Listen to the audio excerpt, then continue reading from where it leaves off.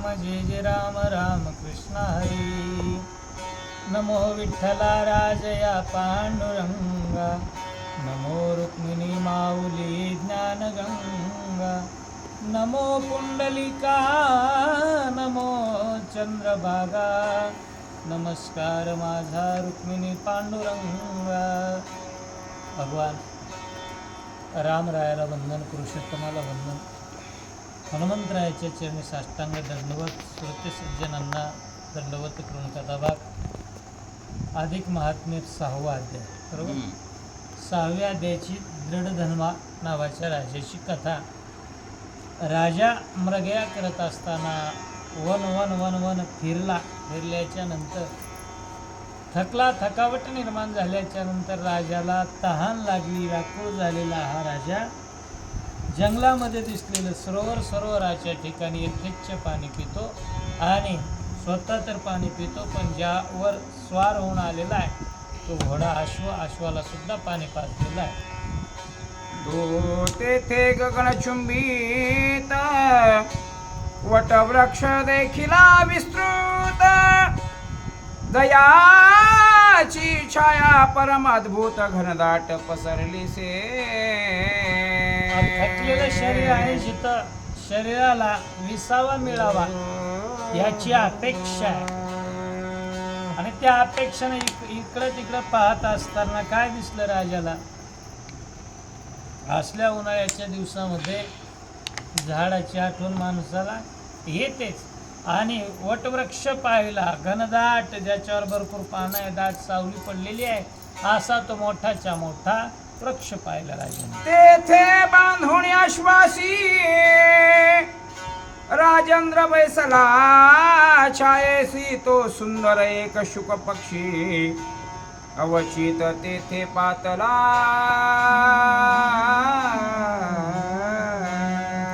राजा दृढ धन्व्याने पाणी पिऊन त्या सावलीला अश्व बांधलाय आणि स्वतः त्या झाडाखाली टेका देऊन झाडाखाली बसला.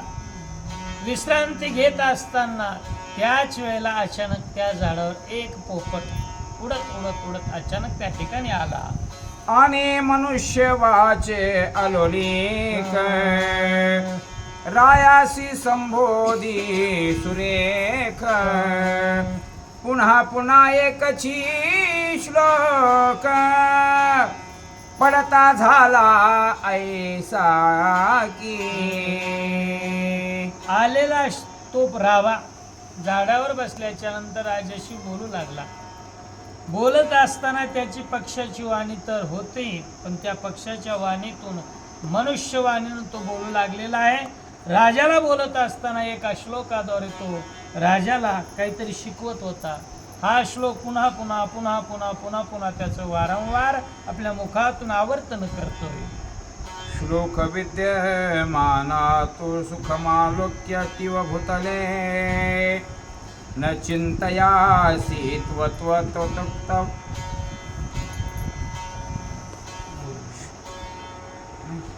सुखासी अनुपम मुख्य ऐसे मानेसी, परीन विचारिता तत्वासी, पार पावसी कैसा तू. राजाला तो त्या श्लोकाद्वारे पोपट सांगू लागला. राजन, या ठिकाणी तुम्ही राजा आहात, नरेंद्र आहात, पण हे असताना या भूतलावरचं जे सुख आहे या सुखालाच खरं सुख मानू नका. खरं सुख जे आहे ते भगवंताच्या चरणाजवळ आहे, भगवंताच्या जवळ आहे. म्हणून भौतिक सुखामध्ये अडकून न पडता तुम्ही खरं जे सुख आहे, नित्य सुख, सचिला आनंद सुख, त्या सुखाला तुम्ही प्राप्त होण्यासाठी याच्यात अडकू नका. ऐसा तो शुकत्व श्लोक ऐकताची निर्णायक, अंतरा माझी मोह हरिक पाहुणे विचार करी की. उपदेश कुणा केला यापेक्षा काय केलाय हा महत्वाचा असतो. कधी काही वेळेला उपदेश करणारे, कधी पत्नी उपदेश करते महाराज. ऐकावंच लागते बाबा. ज्यांनी सुंदर असं रामचरित मानस लिहिलं ते तुलसीदास महाराज राम कहानी सुनो श्री राम कहानी. श्री राम जय जय राम, श्री राम जय जय राम. हा भगवंताचं चरित्र ज्या तुलसीदासांनी लिहिलं त्यांना उपदेश करणारी कोण होती? पत्नीच होती. अरे एका माझ्या 3.5 हाताच्या देहासाठी नदी पार करून आला. आपल्याला दररोज करते त्याला एकदा केला असं. नाही मग तसा उपदेश पोपटाने केला. राजानं मनाच्या ठिकाणी विचार केला हा. की पोपट सांगतोय ना, आपण विचार केला पाहिजे. हा शुक पक्षी वारंवार हो. काय हे पद्य बोलतो मधुर, वा. याचा अर्थ दुर्बोध फार, केवळ सार भरले शे. राजाने विचार त्या गोष्टीवर केला. म्हणला मोहामध्ये अडकून पडायचं नाही.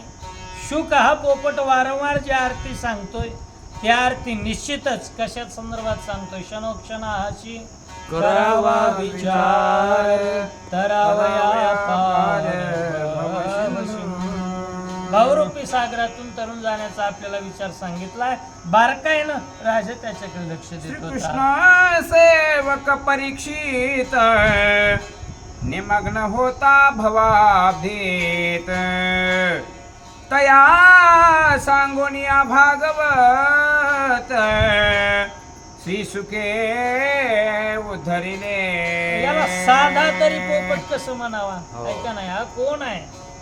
परीक्षिती राजा. या परीक्षिती राजाला मुक्त करण्यासाठी भागवत सांगितलं. ऐकाजी तुम्ही भक्त भागवत, कराल ते हित सत्य करा. हिताची गोष्ट सांगितली आणि परीक्षिती राजाचा उद्धार केला शुकानेच. मग मी काय याचा ऐकू नये? तया परी मज उद्धराया, हा शुक रूपे व्यास तनया, सद्बोध करता सदय सुखची आला नसेल की. मी याला साधारण समजूच नाही, कारण कोण कोणत्या रूपात कधी येईल ते सांगता येत नाही. नाही. संतांची भूमिका वेगळी असते, त्यांचं कार्यही वेगळं आहे. अवतार तुम्हा धराया कारण, उद्धराया जड जड जीव. आमच्यासारख्या जडांचा उद्धार करण्यासाठी निश्चितच शुक महाराजच या ठिकाणी आलेत असं समजून त्या विनायसी कोठोनी वाणी, ऐसे राव विचारी मनी, तो तेथे त्याची आली वाहिनी किरगुप्त झाला. हो. काय झालं? साधारण पोपट असेल तर त्याला शिकवावं लागतंय महाराज. हो. ऐका ना, आम्हाला धडा होता एक अभ्यासक्रमामध्ये पोपटपंची. शिकारी येतील शिकवायला होता, पण वाचण्यात बी आलेला अगोदर. पोपट येत, शिकारी येतील, दाणे टाकतील, जाळे पसरतील, आपण खाली उतरायचं नाही, सावध राहायचं, फसायचं नाही. सारखं म्हणतात, झाडावरून उतरतात आणि पुन्हा ते अडकून बसतात. शिकवल्याला टिकत नाही. नाही. म्हणजे बऱ्याच पोपटांना शिकवलं, त्यांच्या लक्षात आलं नाही, पण हा आपल्याला शिकवणार आहे आणि निश्चितच महात्मा आहे असं जाणलं आणि विचार केला. तेवढ्यात तो शुक निघून मग गेला. त्या सर्व सैन्यासहित राजेंद्राला स्वयंपुरा प्रत, वा. परिकिरांचे वाक्य स्मरत, न बोले किंचित कोणाशी. हो. राजानं मनामध्ये जसं एखाद्या गुरुवाक्य त्या ठिकाणी साठवलं, हृदयाच्या ठिकाणी, तसं ते वाक्य साठवलं. आपलं संपूर्ण सैन्य घेतलं, स्वतःच्या राज्यामध्ये आला, पण दुसरा विचारच त्याच्या डोक्यामध्ये नव्हता. शुक काय सांगितलं ते विचार अंमलात आणायचे असाच विचार करतोय. कोणी काही पुशिले तथापि, तया उत्तर न दे कदापि. खानदान निद्रादी रूपी सकळ भोग भोगीले. कुणी काही विचारू लागलं तर विचारल्याला काहीच उत्तर द्यायचं नाही. नाही. मौन आनंद, मौनामध्ये आनंद. मौन धारण केलं होतं. आता 4 दिवसापूर्वी फोन लावला महाराजांना, पोरानं उचलला, पप्पा कुठे आहेत? नाही म्हणले आता एवढा अधिक मासामध्ये त्यांनी मौन व्रत धारण केलेलं आहे, तो बोलत नाही. मौनामध्ये आनंद मानायचा. तसं राजानं आनंद मौनामध्ये मानायचं ठरवलं. राजा कुणाला काही बोलत नव्हता. चला. आणि झाला भ्रमिस्तवाणी ऐसे पाहुणे पट्टराणी गुणसुंदरी तया लागुणे हस्त जोडोने विनवित.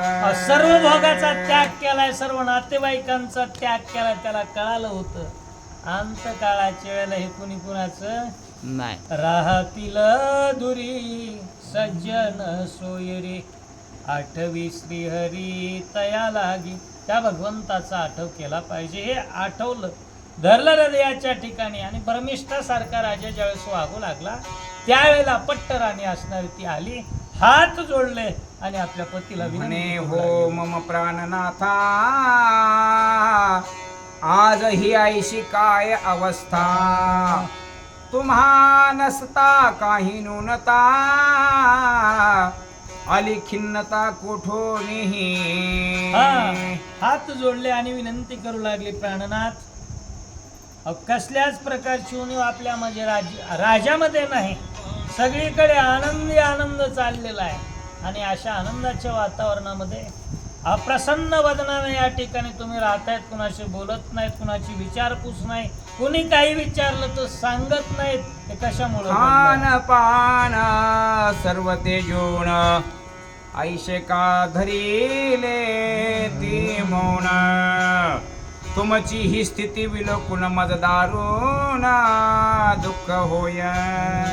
काय म्हणू लागलेली आहे? खानपान जे भोजन आहे, भोजन त्या ठिकाणी टाकून दिलेलं आहे.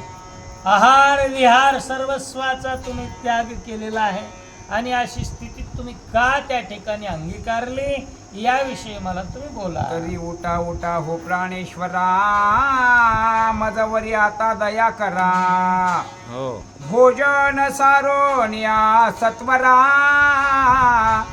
काही बोला मज पाशी. आलात तेव्हापासून तोंडाला त्या ठिकाणी मौन धारण केलंय. मौन व्रताचं तुम्ही पालन करतायत. उठा, घाई करा, लवकर त्या ठिकाणी आवरा आणि भोजन करा. भोजन केल्याच्या नंतर यथेच्छ माझ्यासोबत त्या ठिकाणी 2 गोष्टी बोला, विनंती करते. ऐसे तिने विनविले बहुत परिरावण बोले किंचित शुकवाक्याचा विचार करीत तैसाची निवांत बैसला. अशी विनंती केली पत्नीनं, पण त्याच्या डोक्यातला काही विचार जात नाही. नव्हता. कारण सुखाने उपदेशच तसा केलेला होता. काय आहे कोण मी याचा करावा विचार म्हणे ज्ञानेश्वर निवृत्तीचा. मी कोण आहे, कुठून आलोय, कशासाठी आलोय, काय करायचंय, कमवलंय काय, नेमकं कमवायचंय काय. तैसे येण्याची शरीरे शरीरा येणे सरे किंबहुना इरझारे चिरापडे. ही गोष्ट करण्यासाठी आलोय आणि ती करायची सोडून इकडं संसारामध्ये छेलपाटे मारायला लागलो प्रपंचामध्ये. म्हणून हे त्याग राजाने केला. राणी सधारे दुःखापार पुढे सुचेना काही विचार पतीचे चिंतेचे साचार कारण काही समजेना. बोलल्याच्या नंतर कळल काय पाहिजे. आता धोंड्याच्या महिन्यात जवळ सांगावं लागेल ना कशामुळे रुसला. कपडे पाहिजे, कपडे पाहिजे का, अंगठीचा आता विषयच नाही. 1.5च्या पुढे गेलं सोनं. मग कळावं लागेल ना कशामुळे मौन धारण केलेलं आहे. तसं या ठिकाणी राणी म्हणू लागली, राजाच्या मनात काय चाललंय याचा विचार काही कळत नाही, बोलल्याशिवाय समजणार नाही. राणी विचारात पडली. येणे बहुत तळमळे सती असो ऐसा तो दृढ नृपती विचार करीत असता पुढती काही काळ लोटला आपल्या मनात काय चाललंय इतरांना अजिबात कळू दिलं नाही. नाही. आणि राजा कसा वर्तन करतो याचा मेळ प्रजेला लागला नाही, घरच्यांना लागला नाही.